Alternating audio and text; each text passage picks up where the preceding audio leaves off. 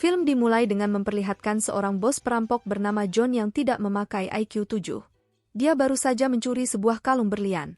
Rencananya, dia akan memberikan kalung itu kepada putri kesayangannya yang bernama Stella, si kembang desa yang kini sedang berada di Nganjuk. Namun, John mengatakan kalau pengirimannya akan agak sedikit terlambat karena kurirnya hampir dibegal. I'm in Venice. Setelah berbincang dengan Stella, John bertemu dengan muridnya yang bernama Charlie. Dia adalah satu-satunya anggota yang digadang-gadang akan menjadi penerusnya. Meskipun jarak usianya sangat jauh, mereka berdua terlihat akrab seperti ayah dan anak. Setelah berbincang, Charlie melaporkan rencana perampokan emas senilai $35 juta yang akan dilakukan oleh John dan kawan-kawan di Italia dalam waktu sebulan. Pria yang IQ-nya setara Einstein ini telah merencanakan semuanya, termasuk detail-detail kecil, agar misi perampokannya berjalan dengan lancar. Tak lama kemudian, John dan geng perampok berkumpul untuk menuju lokasi. Di sini, kita juga diperkenalkan dengan karakter Robbie yang diperankan oleh the one and only Mamang Jason Statham. Sementara itu, anggota mereka yang bernama Steve sudah berada di rumah yang akan mereka rampok.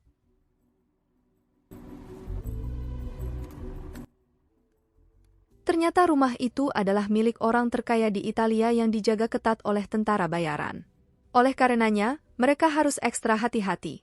Di sisi lain, ada anggota bernama Lyle yang merupakan seorang hacker. Sebelum aksi perampokan ini, dia telah meretas semua sistem yang ada di rumah tersebut.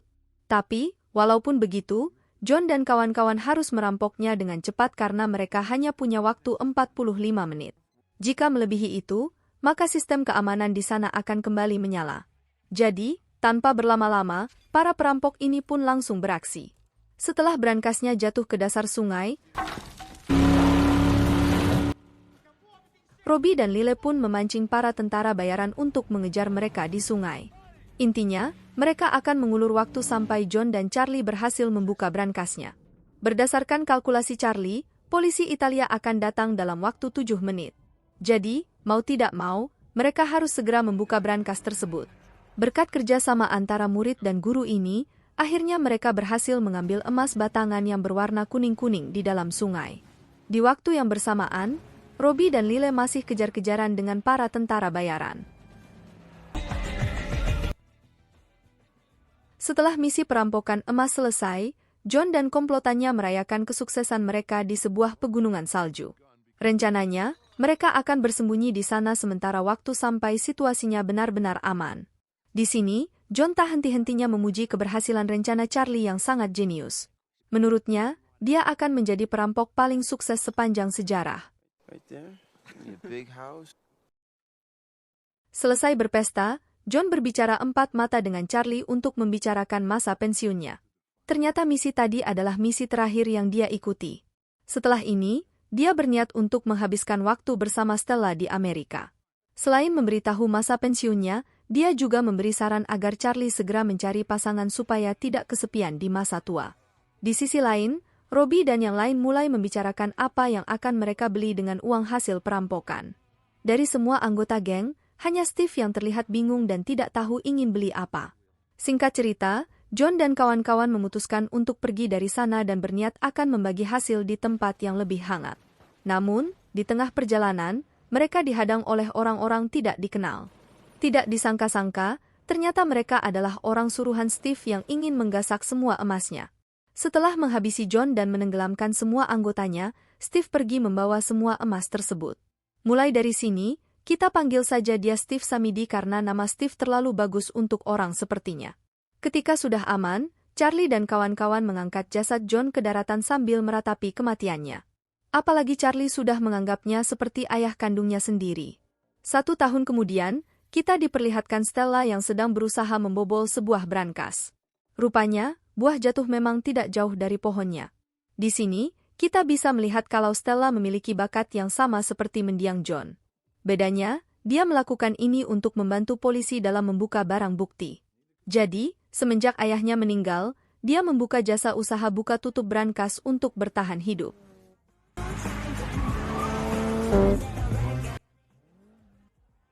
Selain itu, dia juga memiliki toko kunci dan gembok yang cukup besar. Saat pulang ke tokonya, Stella dikejutkan dengan kehadiran Charlie yang datang-datang sambil bernyanyi. Jangan-jangan kau menolak cintaku. Peter. Charlie tanpa basa-basi langsung menjelaskan maksud kedatangannya yang tidak lain adalah mengajak Stella untuk balas dendam. Setelah menyelidiki Samidi selama berbulan-bulan, akhirnya Charlie menemukan tempat persembunyiannya. Berdasarkan informasi dari orang yang dia percaya, Samidi masih menyimpan sisa emas batangan di sebuah brankas. Rencananya, Charlie dan yang lain ingin mengambilnya kembali sekaligus menghabisi Samidi. Untuk melancarkan misi ini, dia membutuhkan Stella yang merupakan ahli brankas. Konon katanya, dia bisa membobol segala jenis brankas, bahkan juga bisa membobol gawang. Awalnya, Stella menolak ajakan tersebut karena ingin segera move on. Selain itu, dia juga tidak mau menjadi seorang kriminal. Namun, dia sangat mencintai ayahnya dan tidak bisa melupakan kematiannya hingga sekarang. Setelah merenungkannya cukup lama, dia pun akhirnya memutuskan untuk bergabung dengan Charlie. Singkat cerita, Charlie pun memperkenalkan ketiga anggotanya kepada Stella. Mulai dari Lil, si ahli komputer yang memiliki masa lalu sulit. Ketika muda, dia pernah membuat sebuah web yang cukup sukses. Tapi sayangnya, web tersebut dicuri dan diklaim oleh temannya sendiri. Sejak kejadian itu, dia memutuskan untuk menjadi perampok. Sebagai bentuk balas dendam, lalu yang kedua, ada seorang ahli peledak bernama Gilligan yang sudah menekuni bidang ini dari dia kecil. Bahkan, saking sukanya dengan bom, kuping kirinya sampai budek karena terlalu sering mendengar ledakan. Terakhir, ada Robbie Siantan, pembalap jalanan yang pernah menjadi buronan internasional. Yang menarik, dia memiliki julukan Hansome Robbie karena dianggap sebagai seorang kriminal paling tampan dan pemberani. Mendengar penjelasan Charlie, Stella pun terlihat senang karena dikelilingi oleh orang-orang yang multitalenta. Come on, man! Malam harinya, mereka semua pergi ke Los Angeles untuk menjalankan misi balas dendam. Di sini, Charlie mulai merencanakan aksi perampokannya. Tanpa berlama-lama, Robbie pun mulai mengulur waktu dengan berkendara dari satu tempat ke tempat lainnya. Karena bagaimanapun juga, Los Angeles adalah kota yang sering macet seperti Jakarta, jadi mau tidak mau, dia harus menghitung kecepatan mobilnya dan jarak yang akan ditempuh. Sementara itu, Charlie dan Lile bertugas memantau rumah Samidi untuk mencari celah, sebab jamet tersebut telah memasang banyak sistem keamanan yang sangat rumit. Ditambah lagi, rumahnya memiliki pagar baja hingga 2 anjing galak yang lebih galak dari cewek PMS. Melihat semua itu, Charlie pun meminta Lile untuk mencari cara agar bisa meretas sistemnya. Namun, sebelum melakukannya, dia menyuruh Lile untuk meretas sistem lalu lintas kota terlebih dahulu supaya Robbie tidak kesulitan mencari jalan untuk kabur. Malam harinya, Samidi mengunjungi seorang kolektor barang antik untuk menjual salah satu emas batangan. Tapi, dia sedikit kesal sebab emas tersebut tidak semahal yang dia kira. Sebelum pergi, dia pun memperingatkan si kolektor untuk menaikkan harga emasnya. Tapi sayangnya, si kolektor mengatakan kalau dia harus berbicara dengan bosnya terlebih dahulu, apalagi kalau emasnya adalah hasil perampokan. Bersamaan dengan itu, Charlie menemui Stella yang sedang latihan membuka brankas. Dia lalu memberitahu kalau dirinya butuh denah rumah Samidi untuk mencari letak brankasnya. Untuk mendapatkan denah yang dimaksud, maka dia dan timnya harus memutus jaringan internet dan TV di rumah si jamet. Kemudian, dia meminta Stella untuk menyamar sebagai tukang servis karena Charlie dan yang lain tidak mungkin melakukannya. Apalagi Samidi telah menganggap mereka semua sudah mati. Tanpa pikir panjang, Stella pun langsung menyetujui rencana Charlie.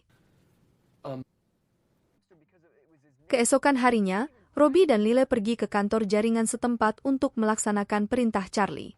Lalu, dengan memanfaatkan kegantengannya, Robbie mulai tebar pesona ke salah satu petugas wanita. Ketika si petugas lengah, dia pun diam-diam mencuri seragam dan kendaraannya.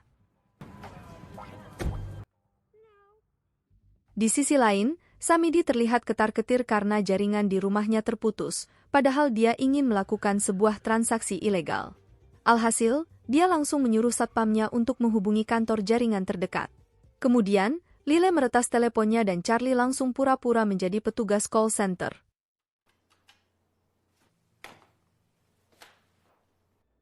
Setelah satpamnya tertipu, Stella pun menyamar sebagai tukang servis sambil membawa kamera tersembunyi agar seperti YouTuber saat sedang ngeprank. Setelah berhasil masuk, Stella berkeliling untuk merekam seluruh isi rumahnya. Sementara itu, Charlie dan yang lain memantau secara langsung dari monitor. Di sana, ada banyak benda-benda mewah termasuk benda-benda berharga milik John dan Charlie CS. Sontak, mereka pun marah besar karena hal tersebut. Selain memiliki kelakuan yang sangat wadidaw, Samidi juga dengan lancang merayu Stella, bahkan mengajaknya berkencan. Tapi di sisi lain, wanita ini berpikir kalau hal tersebut adalah peluang besar untuk menjebak si Jamet. Akhirnya, dia pun pura-pura suka dengan Samidi dan menerima ajakan makan malamnya. Mulai dari situ, Charlie CS pun menyusun rencana secara lebih detail. Mereka lalu menyiapkan mobil Mini Cooper untuk mengangkut emas. Selain itu, mobil ini juga dimodifikasi agar lebih lincah dan tahan banting. Untuk bagian modifikasi, Robbie meminta tolong pada kenalannya yang bernama Peter. Di lain pihak, Gilligan mulai mempersiapkan bahan peledaknya, sedangkan Lyle sedang berusaha membobol sistem lalu lintas di Los Angeles supaya mereka tidak ditilang polisi Amerika yang butuh uang.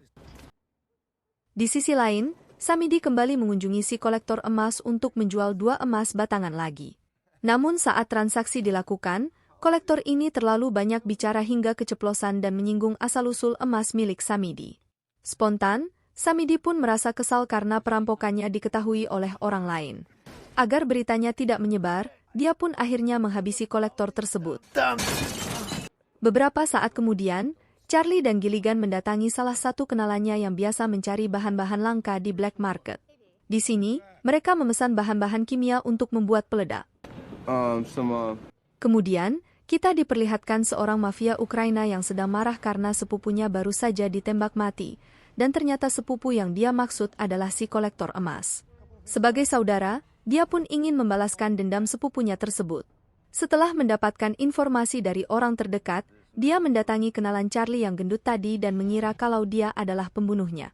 Menurut bukti yang ada di toko sepupunya, ada sebuah emas batangan dari Italia, dan kemungkinan besar benda itu adalah milik kenalan Charlie yang sangat paham dengan barang-barang ilegal.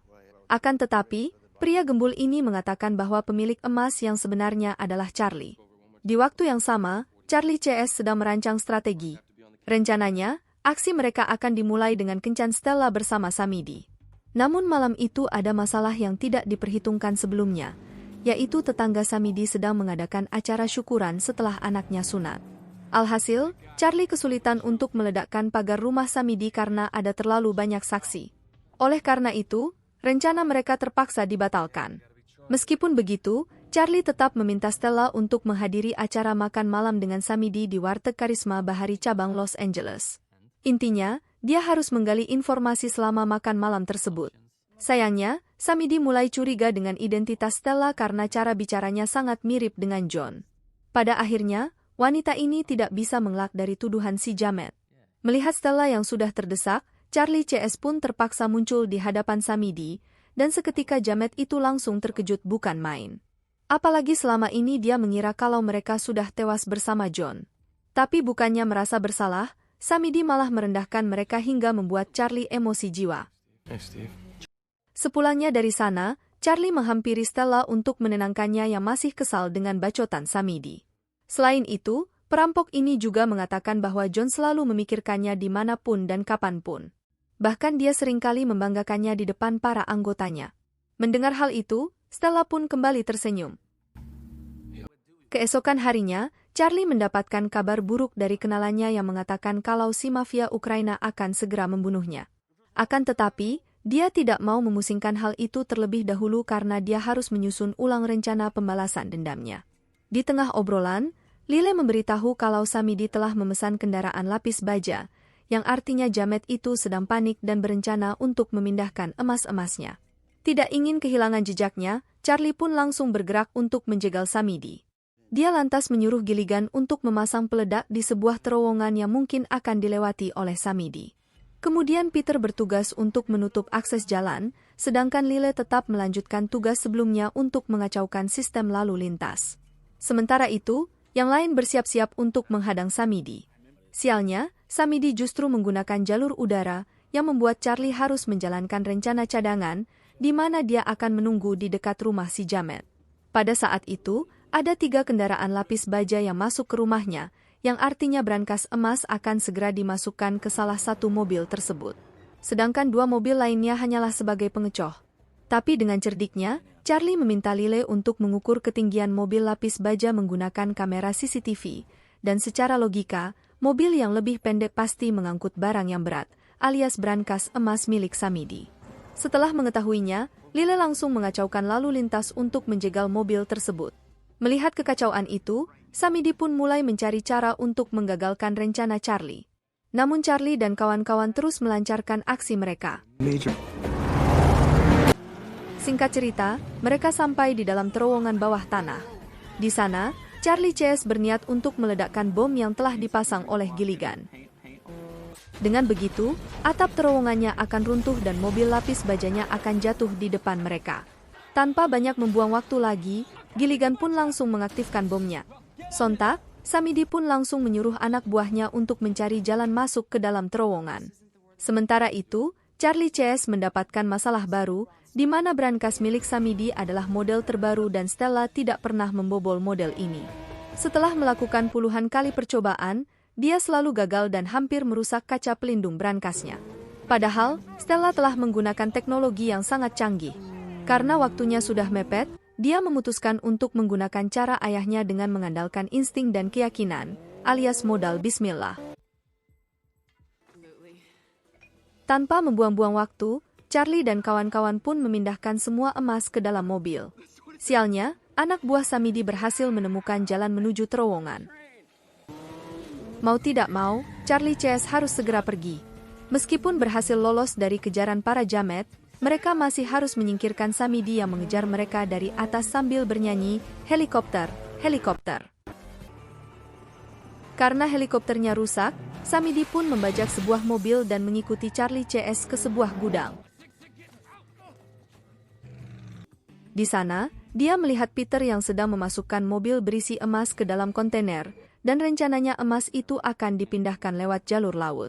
Samidi yang mulai kehabisan akal akhirnya mendekati Peter secara diam-diam, lalu menyogoknya dengan $5.000 Amerika agar dia boleh masuk ke dalam kontainer. Peter pun menerima uang tersebut tanpa basa-basi, dan ternyata hal ini adalah sebuah jebakan yang sudah disiapkan oleh Charlie. Tidak hanya itu, Charlie juga ternyata bekerja sama dengan mafia Ukraina dan telah mengatakan kalau pembunuh sepupunya adalah Samidi. Akhirnya, si jamet pun terpojok dan tidak bisa berbuat apa-apa lagi. Sebelum menyerahkannya pada mafia Ukraina, Stella memutuskan untuk memberinya pelajaran terlebih dahulu. Di akhir film, Charlie dan kawan-kawan menggunakan uang hasil penjualan emas untuk mewujudkan mimpi masing-masing. Robbie menggunakannya untuk membeli mobil baru, sedangkan Gilligan memutuskan untuk membangun rumah di Spanyol.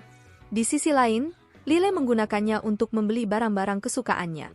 Sementara itu, Charlie memilih untuk menghabiskan sisa hidupnya bersama Stella, dan film pun tamat dengan happy ending.